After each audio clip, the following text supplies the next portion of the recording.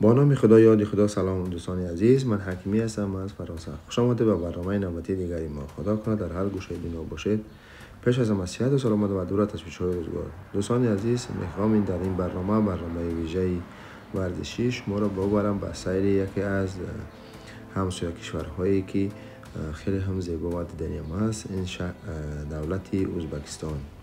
این هم تصویرهایی که شما می‌بینید شهر تاشکند است و در اینجا قهرمانی کف عاید به فوتبال بین نورسان 16 ساله برگزار گردید که از آن جمله در این رقابت ها 6 کشور ازبکستان، تاجیکستان، افغانستان، ایران، قرقیزستان و ترکمنستان هم نمایی کردند. در نتیجه تیم ملی تاجیکستان با تیم ملی ازبکستان در فینال با هم واخوردند.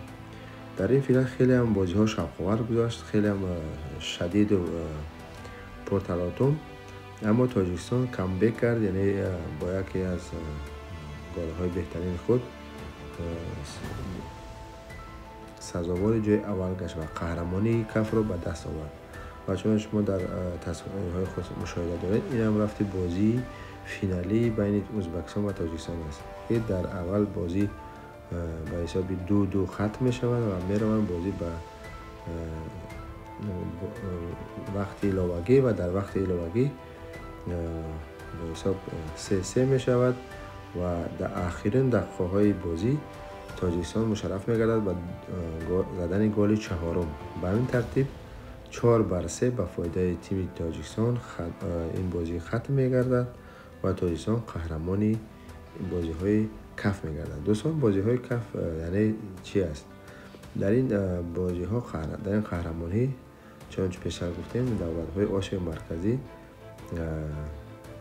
ازبکستان، تاجیکستان، قرقیزستان، ترکمنستان و دو همسایه کشور دیگر افغانستان و ایران در این قهرمانی اشتراک میکنند و این یکی از به حساب هوسمند گردانی تیم های ملی این کشورها می باشد.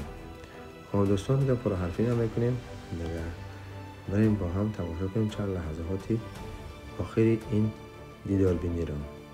دیگه باقی فراز و سربلند باشید. شما را به خدای پاک میسپارم تا برنامه‌های بعدی. خدا نگهدار. لایک، پادلیسا و کامنتر از یاد نبرید و با دوستان خود هم بفرستید. این بود کمی معلومات درباره قهرمانی کف